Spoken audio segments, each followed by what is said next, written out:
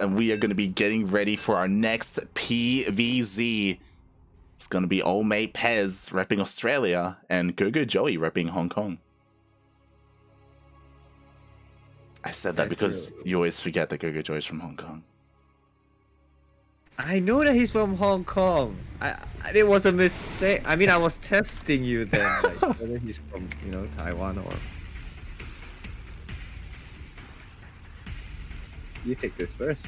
Since you want to play balls. Alright, here we go. Speaking of, we have our Australian Protoss player, the Purple Protoss, loading in the top left-hand corner of Lightshade LE. He is representing Team Mindfreak. Shout out to Sano in the chat, by the way, the captain of Team Mindfreak. It is his boy, Pezz.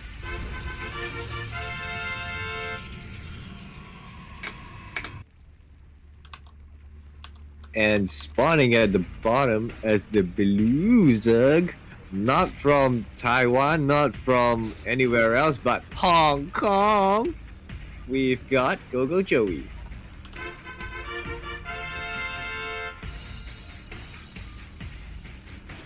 Oh, and Sano, he's asking for Terry's debut. If you were tuning into, I believe it was Demi SEA Weekly #1. It may have been GPO maybe 3 weeks ago. Tezz, he did debut. He did play as Terran. And he actually played against Mighty Kiwi in our tournament. And as a result, he did lose and he lost Illegal points and he was very upset. he was like, where are my points? What's going on? And ever since then, he's been really shy, or he hasn't wanted to play Terran because he doesn't want to lose Illegal points. So yeah, that's been a thing. Then so very Cesare. Very sad, yes. So he's been laddering as Terran, but he hasn't been competing as Terran. Like, he doesn't want to until he feels confident enough to actually like compete and take games off of these other Oceanic and Southeast Asian pros. Terran's a hard race to play, you know? Oh yeah. You know, you have to make sure you lose your medevac. You have to Yeah. Wait, no. Excuse me. No, that's no. No. That's something that you should know, but you shouldn't do losing artifacts. Okay. Actually, why not just get an extra star point, right? Well, we already see something different right now. First, Stargate. Yeah, we do have a Stargate opening coming out from Pezz, and in his series against Oreo, he did go open up Stargate in game #1. He did go Oracle, and then from there transition into a Twilight Council, so he could do so again. I would like to see some Void Ray play, to be honest. Like, in my heart of hearts, I would love for Pezz to go full Parker Mike, you know, open up with a Void Ray, then go like double or triple Stargate behind it. But he's just not that kind of player. It's like, it's a shame. No. No, you know, he could, and like, yeah, GogojOey is really different from Oreo, right? He managed to get down his natural at his own natural, getting a third at his proper third. That's really different. True. And that could be why, like, we did see a Stargate opening instead of a Twilight Council. Like, GogojOey, he's a little bit more prepared. Like, he does have his spaces where he wants them. So we'll see, because so far it looks like Pezz, he's doing exactly the same thing that he did in game 1, going into a Twilight after. What if this build is his test build? You know, like, it's game 1. I'm just gonna use it to gauge where you at before doing something. It's possible, and so far, like, he has for the most part been able to hide the Twilight Council unless GogojOey clicks on it, which he may have. So he should be aware that, like, there's nothing. What's a big tell is there's nothing else being built at the Stargate. Like, there is no follow-up like Void Ray or Phoenix or anything, and he was able to scout all the other gateways and the Twilight Council.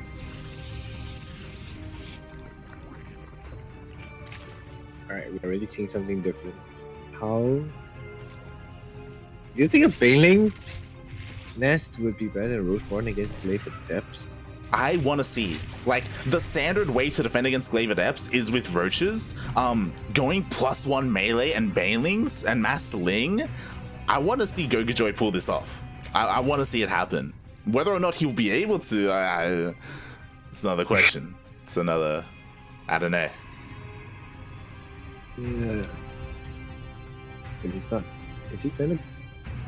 I don't see him build. Oh, they have Glaive Adepts hiding in a corner. Mm-hmm.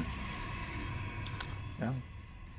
He's just ready and waiting for the moment to finally move out with them. And he even has a couple of adepts here at the third base, defending it, making sure it goes up.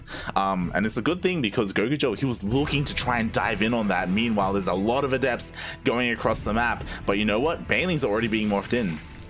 And Ling's not going for a counter attack at the third. Okay. Oh yeah, it does force a warp in at home, but it looks like the Adepts should be able to hold on. Meanwhile, nicely done the Adepts. They are shedding into the natural, but the Banelings are already here. And they get the... Ooh. They did. Uh-oh. Honestly, the connections were pretty good, but he just barely didn't have enough Lings. Oh, nice. And you know what? In the end, what, 7, 8 drones go down? It's not bad. Ooh. Whoa. Okay, status. Stasis word, yeah. Yeah, with English. Yeah, way too much. And I would just say, Bailing seems like it's a better way to stop Glaive Adepts. Oh, so far. I mean, right now, again, the Adepts are in a really nice position using some of the SimCity against GogojOey, but there are some backup Banelings and they do connect. Well, that thing is just being annoying. I'm just impressed that every single time GogojOey, he's on top of it. Like, he's aware of it. He pulls away every single time. Only one drone gets stasis, and honestly, like, he's been able to defend against the Glaive Adepts a lot better than what Oreo was able to with his Roaches. Like, things kind of snowballed, like, in Pezz's way for when Oreo was defending. Like, with this thing Bane, like, GogojOey's done a pretty good job. Alright, I'm just gonna learn from him then. And as Glaive Adepts, I'm just gonna go straight Banelings. To be fair, it does feel like it's a kind of style of defense that is more on the knife's edge. Like, it's like, oh, he only just barely had enough Ling Bane, right? Like, if he traded a little bit inefficiently, or if he wasn't on top of the shades, and things could have just gone worse for him. So yeah, that's his army. It's a bit different. Okay. You convinced me. I'm gonna carry on going Roaches. Aries, you can play how you want, alright? I'm just saying there's pros and cons to both styles. Because in the end, we do see that GogojOey, he is still going Roaches. Like, we do see Roach speed on the way, but he's not committing to, like, ranged upgrades. He's committing to these melee upgrades.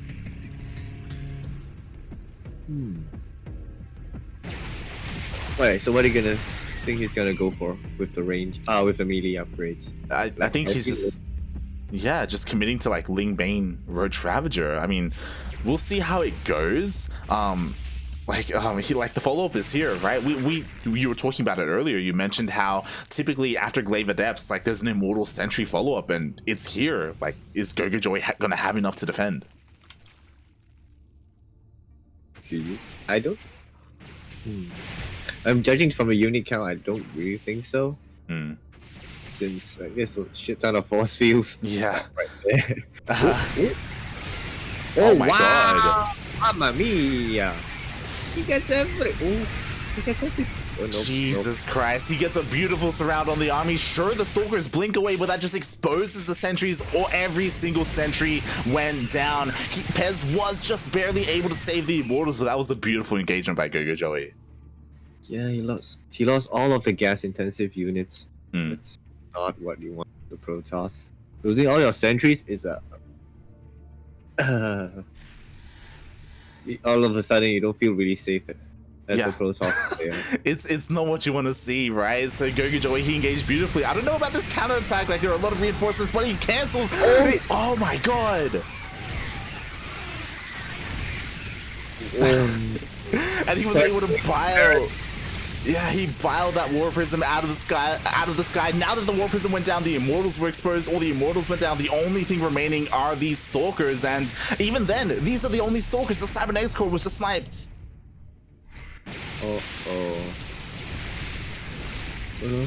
Well, you can build Zealots. Zealots are pretty good. You know what? Zealots are pretty good. They're pretty good when they have charge. And charge is something that Pezz does not have. So this is terrifying. Oh my god, just everything didn't go his way. Like, I just love how GogojOey, he's been on point with his biles. Like, whether it's been biling the force fields, biling the center of the army, or focusing down that War Prism. Like, Jesus Christ. And we've got the balls out now. Plan B balls. It's true, but you know what? I mentioned it earlier, GogojOey, he's experienced when it comes to handling Protoss balls, and we'll see if GogojOey can pull this off. He's got a pair of balls. Oh no, with the balls, his balls exposed. Oh god, no! Oh, he loses the fourth too. Oh god. Yeah, he lost the fourth. He lost one of his disruptors. He does have a follow-up disruptor, so it's not the worst thing. What's scary, the most terrifying thing, is that there is no War Prism. Like, an army without a War Prism for Protoss, like, I feel like the amount of micro potential they have and the amount of reinforcement power across the map is, like, so limited. That's true. Yeah. But he can't afford, like, the time to build a War Prism. Like, he needs units. Yeah, right? yeah. Colossus and more disruptors and all that. Yeah, exactly. Like, that's why we do see there's a second robo on the way for Pezz. Like, he desperately needs double robo production, so he doesn't slow down his AoE damage, and he's able to get that War Prism out. But as all this is happening, like, his army is just completely out of position for this run by. We got me. Oh wow! And yeah, the base just decimate the entire mirror line. Oof. Literally 2 probes remaining. Jesus. You know, so many banelings rolling in. The cannon survives. It's true, the cannon did survive, and the shield battery. I feel like this is too soon for GogojOey. He's even he's just rallying constant banelings to the third. Oh my god, and once again, there's nothing here. Oh god. Oh god. 7, 10. Oh, how many probes went down already? 33. Jesus Christ, 33. A nice even 10k minerals have gone down for Pezz. And now, after losing that massive mineral line, he's just unrelenting GogojOey, just harassing with all these lings. Meanwhile, his main army's then be engaging with Pezz. Come on. Okay, that's nice. That's nice. What's that? Exploding balls skill. And GG confirmed again. GG. Oh my god, the Purification Novas, they were nice at the end, but it wasn't enough for Pezz, and GogojOey takes game number 1. Pretty good.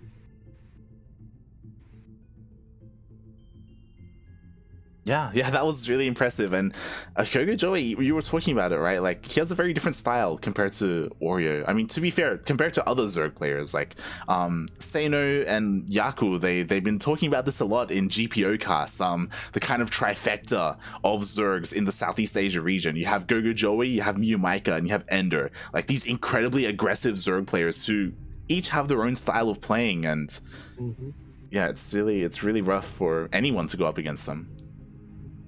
I would say Mio's style is no style. Be like Mio, my friend.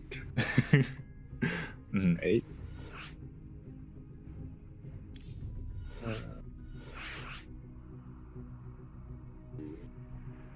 The next map is gonna be romantic. Oh my.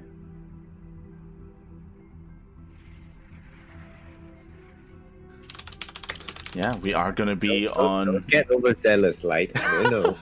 No. I know you're enthusiastic. No. We are gonna be getting into Romanticide for game number 2. As oh my god! No! Oh god! Okay. Oh. Alright, invite me.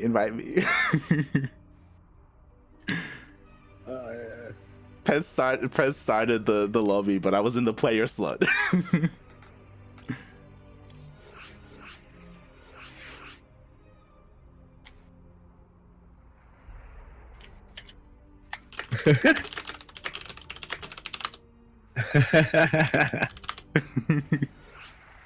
No.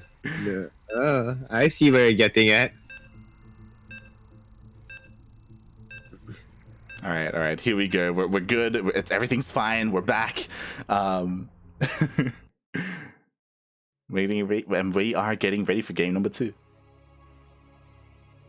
Gotta hold your horses, right? You can't just play like that. Like, look, I know you're one up. No.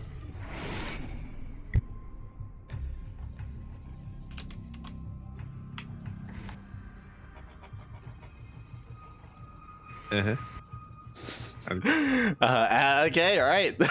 Spawning in the top left-hand corner of Romanticide LE, we have our Australian boy hailing from the land of Melbourne.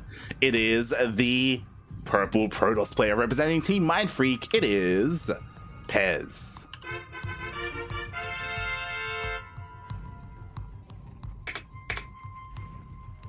And spawning at the bottom, we've got the blue Zerg from Hong Kong.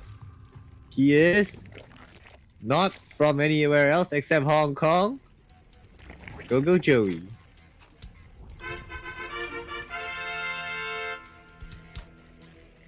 Almost got you there. Look, I'm just happy that now that's stuck in your mind. You know, you're always going to remember that he's from Hong Kong. Yeah, I could do his intro in Cantonese, right? Nope. Why? That's not. Why? Nope. Whoa, what? Are you being what? Why? Nope.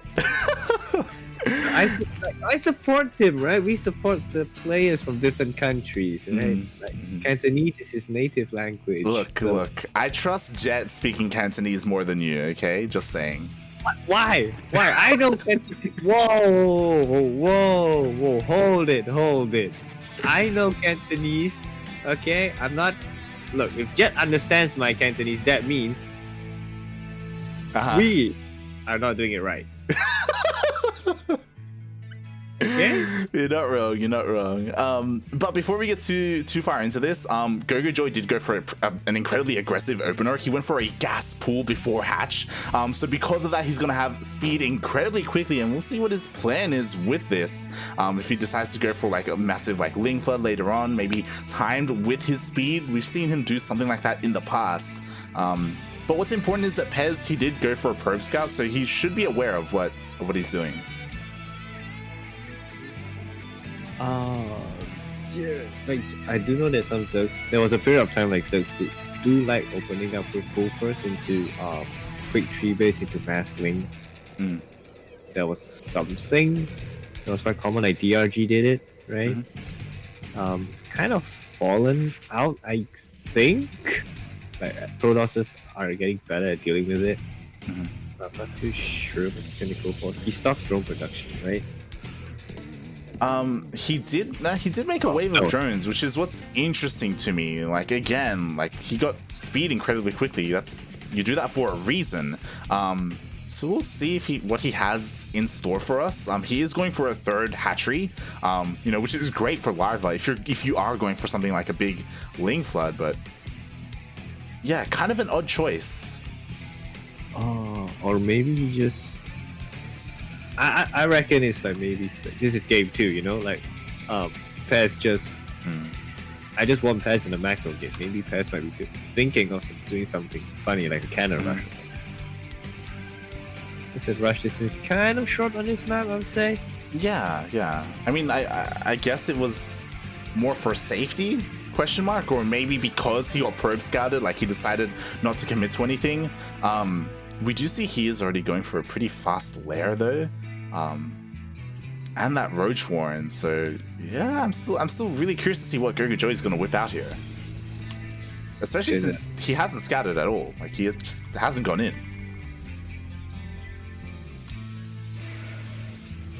But he's prepared, right? Kinda?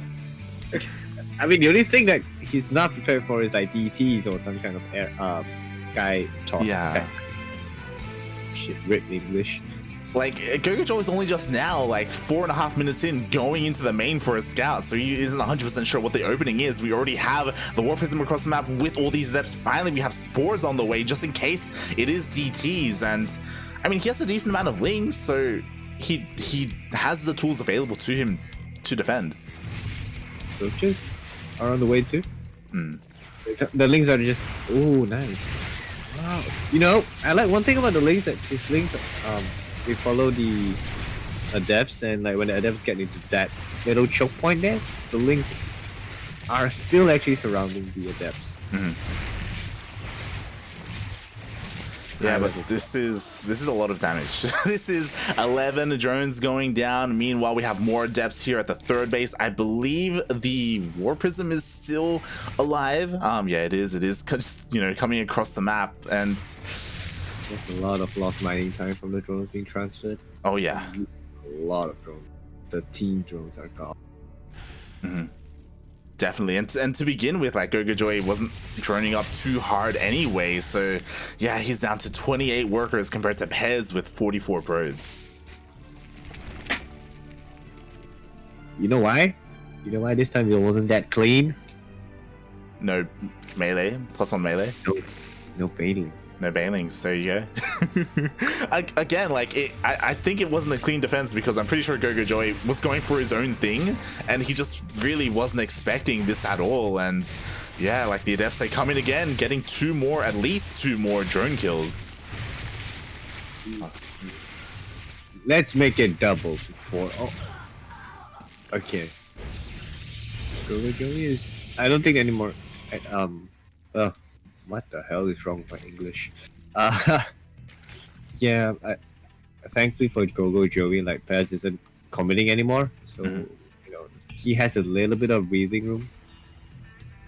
I mean, you're not wrong, but I mean, that breathing room, that quote-unquote breathing room, that's just Pezz doing Pezz things and going into disruptor drops once again, you know, just like he did against Oreo. Like, right now, Pezz, he's in his element. He's like, I did my opening, I did my damage, now I can just go into my follow-up. I've got my third base, you know, on the way up and running. There's no threat of, like, Ling counterattacks or bailing run-bys. Like, Pezz, he's sitting fine right now. He's in the driver's seat.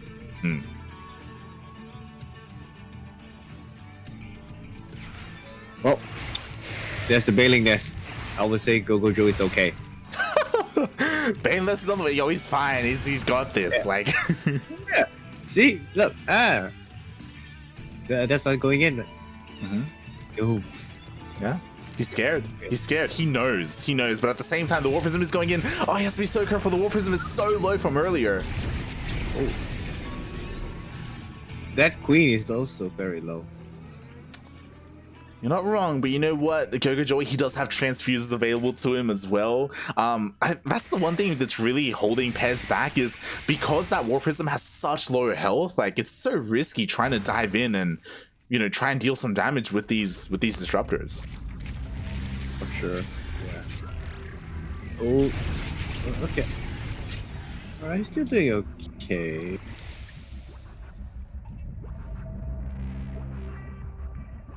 I think.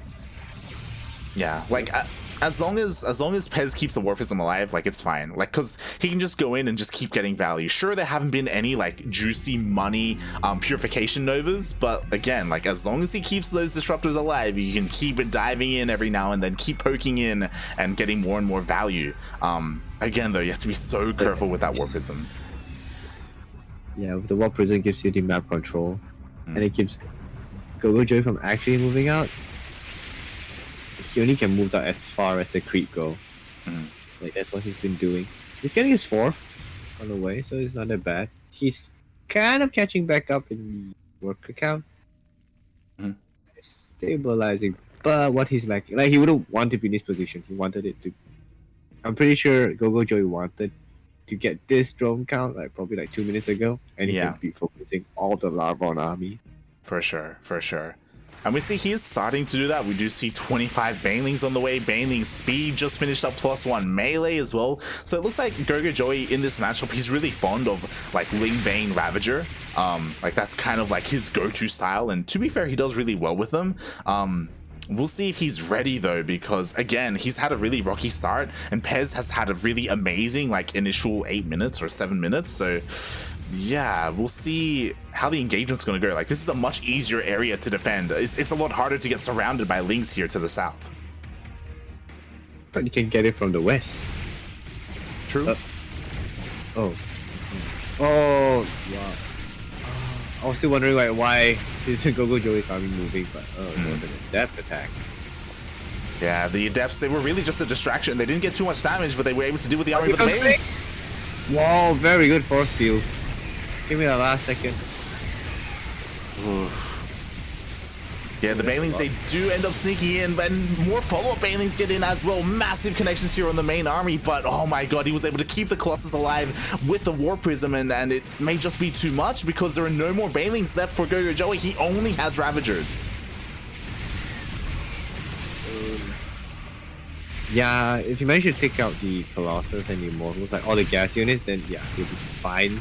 But having those two Colossus, two big hits, Exactly. The Banelings are just finishing up here, so if maybe with the best connections, he does get decent connections on the Sentries and on some of the Stalkers, but you know what? Like the Colossus, the Immortals, they're reigning supreme.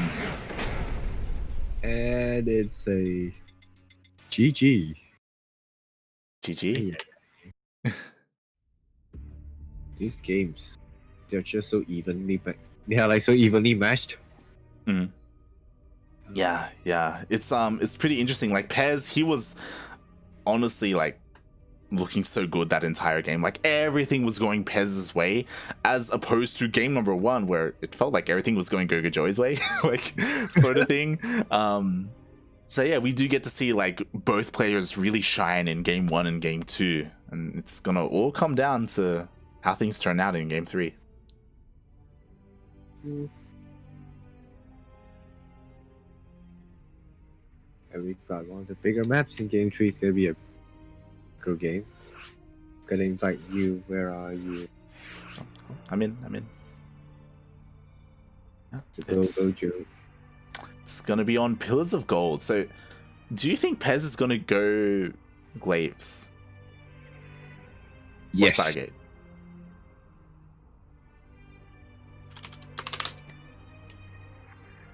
How do you think? Wait, hold on. Do you think he's gonna go Glaives or DTs? Glaives. Okay. Fair enough. He got Glaives like every single game. The one that he went for, like the DT game, it didn't work out for him. Like I don't think he'll try that again. Like this map is so big. There isn't much places to hide. The Templar tech over the corner.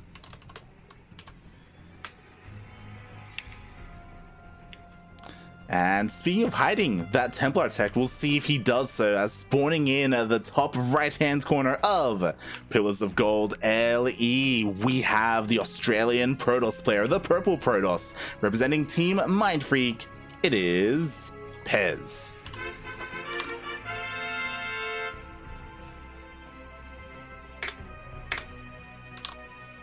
And as the Blues again spawning at the bottom from Hong Kong. Yeah, I remember that. We got GogojOey.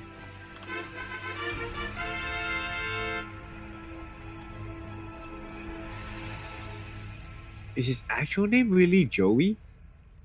It's Joey Kwon, I believe. I think that's his name. Yeah. I think, I could be wrong. But I'm pretty sure Joey's his name. Yeah, fun fact. Oh no, never mind. Okay. it's not his name at all. Yikes. We messed up there. Yeah. On Discord, his name is Joey. Joey Quuck. That's it. But yeah, I'm not too sure where he came up with that name. You know, maybe we should ask him. You know, throw that on his Wikipedia trivia page or something. Maybe that's his girlfriend's name. I don't know. Look, not everyone's like you, Aries. God damn it. What? What? No. No. Wait. Uh-huh. No. Aries is not my girlfriend's name. Uh-huh. What about Claire? It's not. It's not. You sound so convincing. Oh, I'm an actor. I thought you were a body double. It sounds better than getting hit by a bus. Okay. Yeah. Speaking about buses, I don't know where's the link in this, but GogojOey is not getting a third. Yet. Yeah. Like, speaking of buses, like, GogojOey is looking to just, you know, stay on 2 bases for quite some time. You know, we've seen throughout this series, he gets a third, like, much earlier. This time he's being a little bit safer, not anywhere near as greedy as he has been in previous games. Wait, speaking of that, he just... Oh man, I was wrong. He got Stargate. Wait. Whoa. I might still be right if he's gonna get Glaive. That's the thing. Like, whenever we see Pezz open up Stargate, he's like, all right, I'll go Stargate, and then I'll throw down a Twilight Council afterwards. We'll see if he does the same thing again, or if he's got something else up his sleeve. Again, I would love it so much if he goes for some double Stargate play. Is it gonna happen? Probably not, but I'm crossing my fingers. I'm hoping. Or like triple Oracle play as well, like Triple old school. Yeah, like old school stats style. I say old school, like a couple of months ago, like that's all Stats was doing in this matchup, like going triple Oracle. It was absolutely disgusting. Like he would like dive in and then like pull like a weakened Oracle back and then just keep doing more and more damage. Like you hunt down queens as well. Like they didn't even care about the spores. But The DPS and damage is really high. Oracles are messed up. They fly so quick too, like. Yeah. Yo, and Pezz may have heard me because he's got his first Oracle and he's got a second on the way. Is he gonna have third? I would love it. That's he's gonna get one. We'll see. Holding our breath. Is he? What's he gonna stop with 2? Yeah, I do think it's gonna be 2. Yeah, I guess so. Like only sticking with 2 so far, and 2 is fine. Like it's not a big commitment. You have one going across the map to deal some damage, and the second one, like you have some spare energy to either continue to deal damage or like defensively to like secure your third base. You know, make sure like Lings don't cancel it or anything like that.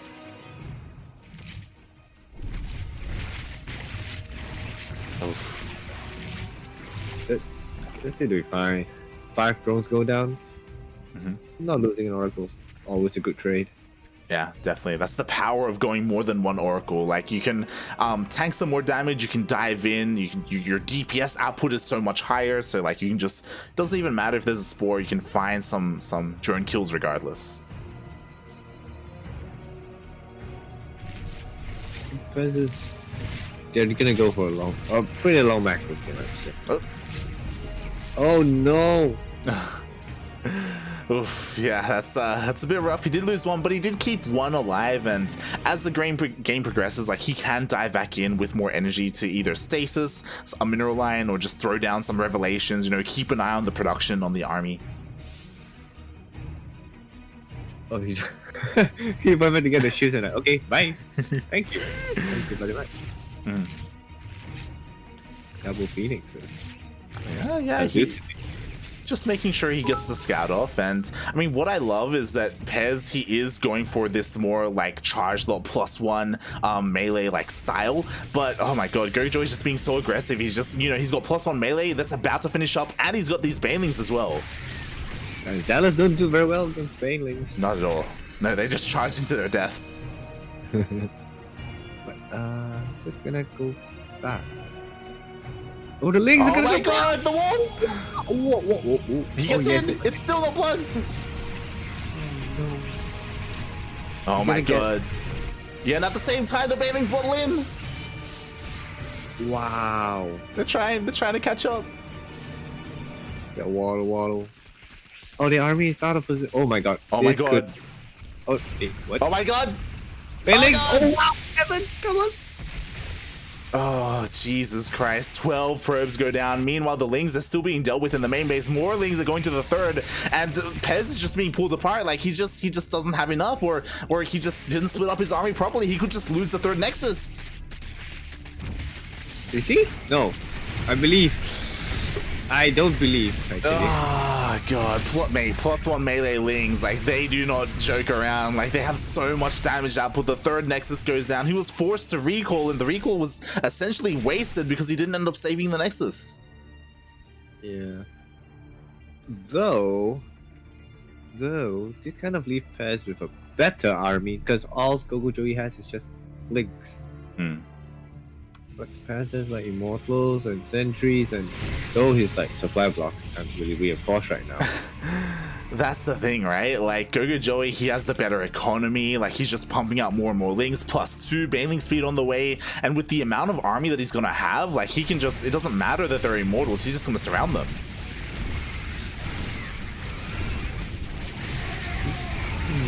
Yeah, like, there are just so many Lings. All the gateway units are going down. Like, the Immortals are desperately trying to survive. There's no War Prism to pick them up, and it's just, everything's just gonna go down.